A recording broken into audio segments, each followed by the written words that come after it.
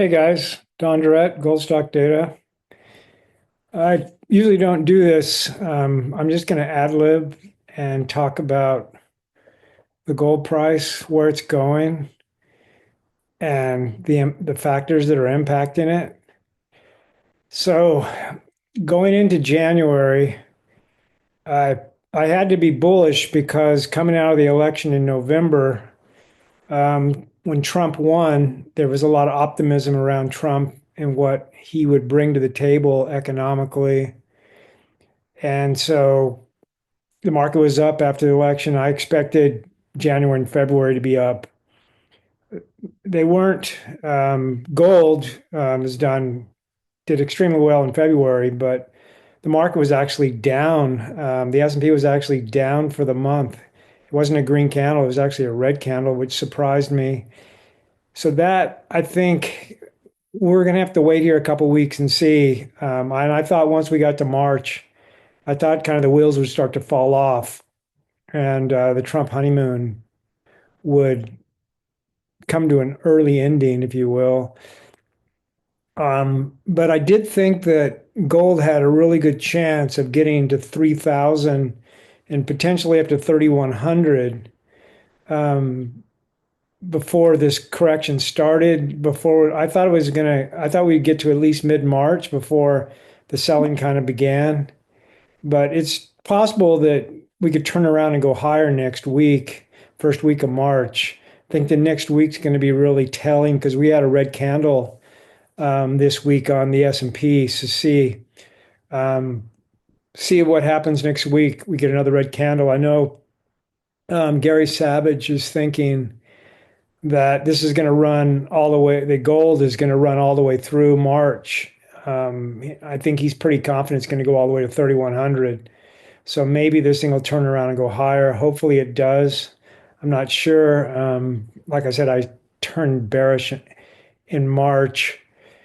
Um, I did not think silver would break out um, during this run to 3,000, 3,100 gold. I thought silver would hang back, and it's not even the close today isn't even at 32.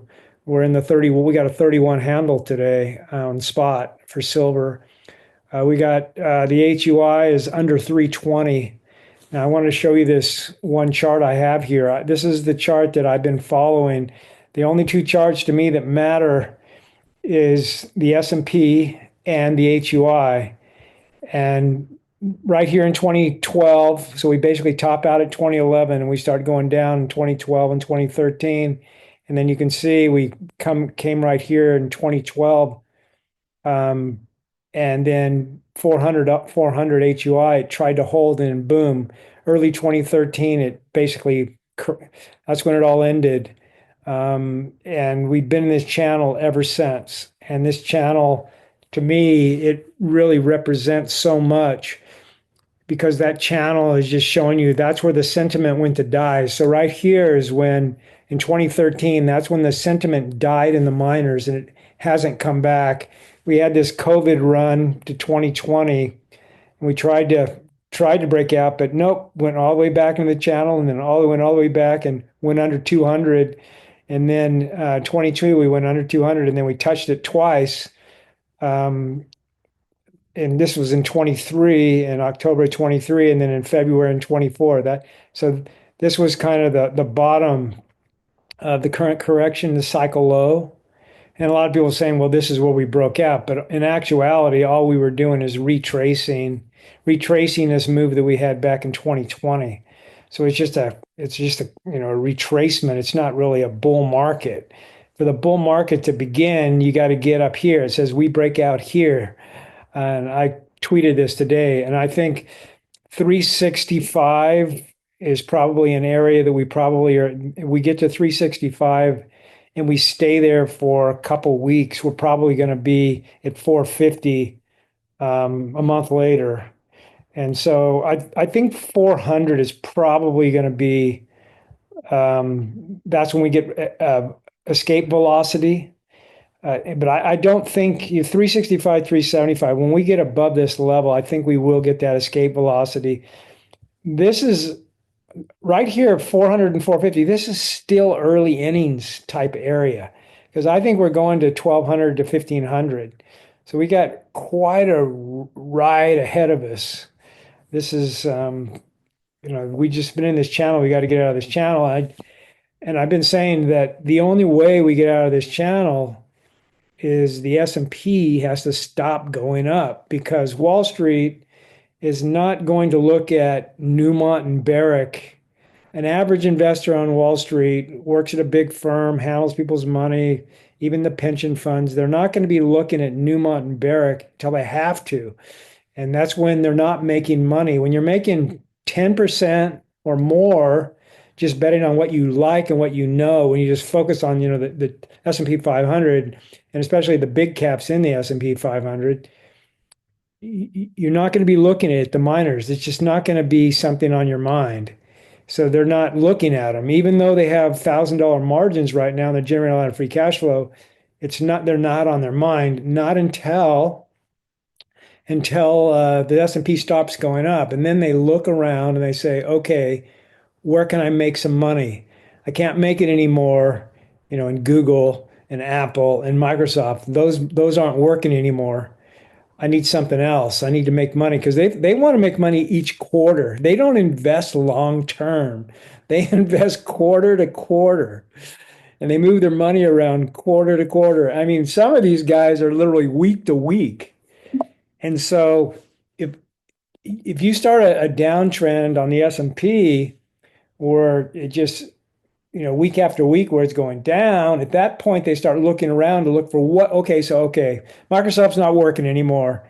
And then they go, okay, well, I'm going to go look somewhere else. And they'll look somewhere else and they'll go look in healthcare, look in biotech, of course, they look in technology, communications.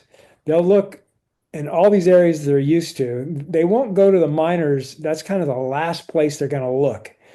And that's the reason why the miners did well in the 70s and the 1930s. The 1930s, homestake mining killed it in the 30s because companies weren't making money, but homestake was. So, and then in the 70s, so they're looking, okay, where can I make some money? And they can make money in the miners. And then the 2000s is again.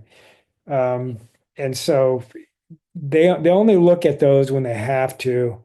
So that's what we're waiting for. We're waiting for that sentiment shift. And I really think the sentiment, as long as we're in this channel, the sentiment is going to be poor for the miners. And that's the reason why the average free cash flow multiple right now is between 6 and 7. And I've been following this for 20 years, and that is really low. That's way, way lower than it should be on an average. Average should be about 8, maybe a little higher than that. I mean, during just normal. But when you're in a bull market, it should be more like a 12. So they should almost be 100%. These stocks should almost be 100% higher when sentiment improves and when you have a bull market, which I think $1,000 margins support a bull market. And so I think these stocks should all be 100% higher than they are. So we have Newmont about 45. I think it should be 80 to 90. It was at 84, 82, 84 in 22. So we had this run here, 22, somewhere in here. One of these two, we had Newmont up, I think it's right here. We had Newmont last when the HR was at about 320. The last time it was at 320, you had Newmont at 82 and it's currently at 45. So, and the margins are higher now than they were back then. There's so many quality companies that have multiples at 3, 4, and 5. It's ridiculous. So, and it's because the sentiment is terrible.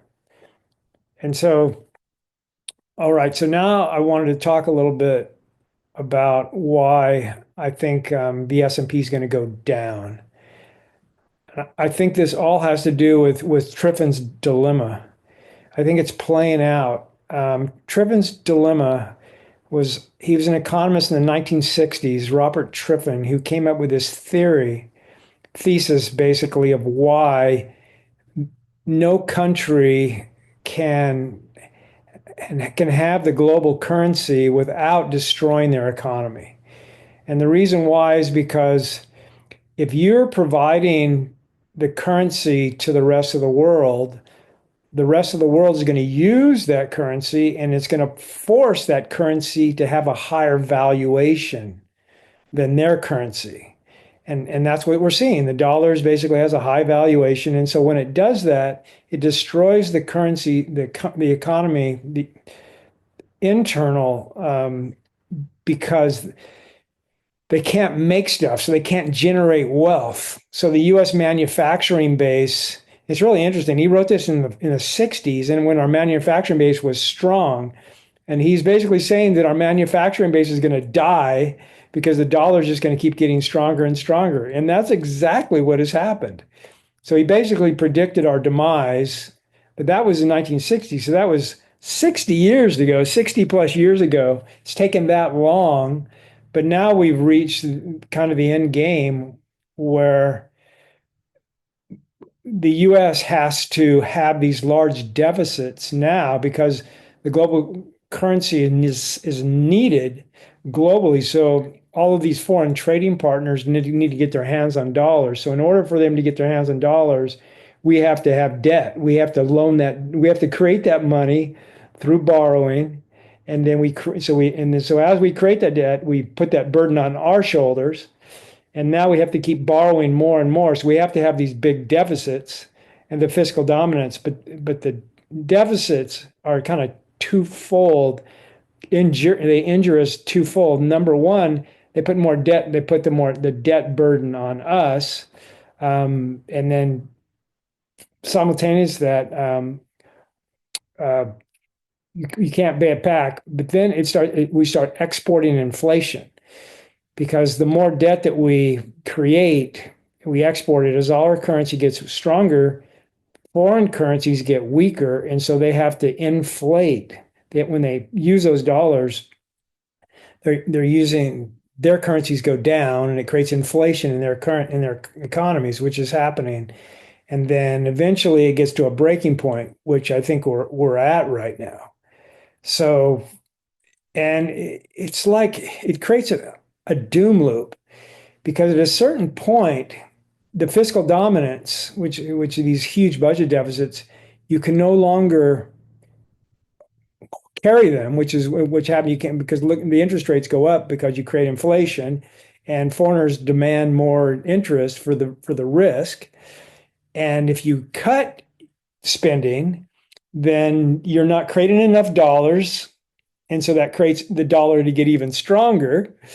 And it's just it's kind of an endless doom loop. There's no way out of it because if you cut spending, it creates a stronger dollar, and you can't do anything about that. So how do you weaken it? So Trump is trying to deal with this Triffin's dilemma. So the first thing he's trying to do is he's trying to weaken the dollar because if he weakens the dollar, it's going to make our exports more attractive, which is kind of the Triffin's dilemma where we can't make stuff that's affordable. He's trying to weaken the dollar, but he has to weaken it significantly. I mean, if he weakens it 10%, it's at kind of 106 right now. That's, you know, it's a 10. You can't really weaken the dollar 10%, and even 5% would not be easily done. It's at 106 right now, so 10 is 10.6. So if you weaken it 5 points, it won't be easy to do. So and then one of the problems that he's seeing is that the Chinese are taking their dollars and cycling them back into the US stock market. And so that's not good. That just keeps the dollar stronger. And so now Trump is trying to prevent the Chinese. He just did an executive order last week. So he's trying to prevent the Chinese from investing in the US. Like, okay, keep those dollars to yourself. Okay, now here, you have those dollars. Don't throw them back here and just make the dollar stronger. Because if they take those dollars and then put them into the stock market, that just keeps the dollar strong. What he wants them to do is convert them into yuan and weaken the dollar. He wants them to sell the dollars and weaken the dollar. And the Chinese are like, okay, you're giving us dollars, we're just going to go and buy some stock. And he's trying to do that. We'll see. I don't know how he's going to enforce it. Then the other thing that he's thinking of doing is charging a fee on foreigners who own our treasuries. Um, a tiny fee, just a little one, just enough to impact the dollar, just to kind of control the dollar, kind of push it down, push it down. So I was reading today, Luke Groman, he's saying that we want to charge a 1% fee. So let's say that you're getting 4% interest on your bonds. And then all they would do is, of the 4%, they would take 1% of that, which is a tiny, tiny little piece of it, and say, okay, we're not going to pay you 4%. We're going to pay you 3.9%, just a little piece of it, right? But that would be enough to get people to say, I'm not going to pay a fee, forget that, right? So, and if it didn't work at 1%, they would up it to 2%. So they basically use it as a little lever to control the dollar. But it's a very dangerous thing because people could say, well, screw that. I'm just going to sell my bonds and I'm not going to buy any more bonds either. Now the US has this policy of charging a fee for foreigners to buy their debt. Um, I think it's a crazy idea, but Trump has to do something to lower the dollar. Um, and then the other thing that they want to do is they want to lower interest rates. Now the 10 years come down. It was stuck at 4.5. Now it's down to 4.3 today. So it is coming down a little bit. Interestingly, it's like why? Why is it coming down? I think it's coming down because we're heading into the Ides of March, and investors are a little nervous about these tariffs, as the tariffs are going to create economic harm, which will push rates down. So it's like so investors are pushing the bonds. They're like, okay, I want some bonds because I'm expecting lower rates is kind of what we're kind of seeing here. The irony is that a lot of people have been saying that rates are going higher, 4.5, 4.6, 4.7, because investors are going to demand a better return because inflation isn't going away because Trump's going to raise tariffs. So we have that going on. Now, back to tariffs, I think that Trump is going to use tariffs to generate income to lower the deficit. So he's using Doge to lower the deficit, and I think he's going to use tariffs to lower the deficit. I also think there's a really good chance that he said that he wants to issue $5,000 checks to offset these savings in Doge, which I think is actually a pretty good idea because that's actually going to kick the can down the road and stimulate consumer spending. But I think you'll have a cutoff of maybe 100 of single earners at 150,000 and married couples at 200,000. I don't think he's going to give $5,000 checks to people that have big incomes. And he might even tighten it down even more, 100,000 for singles, 150 for married couples. So I don't think he's going to give the $5,000 checks to everybody. But I do think there's a good chance he will do the stimmy and stimulate consumer spending. I think there's a good chance he will do that. But that could kick the can down the road. So that could mean, so let's say we go into a correction, the S&P gets down to 5,700, and then Trump says, "Here come the stimmies," and then the S&P starts taking off again. I mean that's a possibility. You know, it's really hard to predict how this is going to unfold. I mean, some people think that we could go through this entire year without a 10% correction in the stock market or no recession, or if we get a 10% correction in the stock market, it'll bounce and it'll head back higher.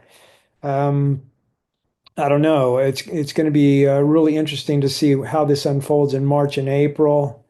Um, Trump is being dealt a very difficult hand here because I think that Triffin's dilemma and fiscal dominance are playing out here, and I don't see that genie going back in the bottle. I see this thing kind of unraveling as my expectations. And that's when the fear trade will ignite. This fear trade that I've been waiting forever. I think it very well could happen here in the first half of the year. So there's my thoughts on the economy. This is kind of a Friday mid cap, midweek macro kind of combo.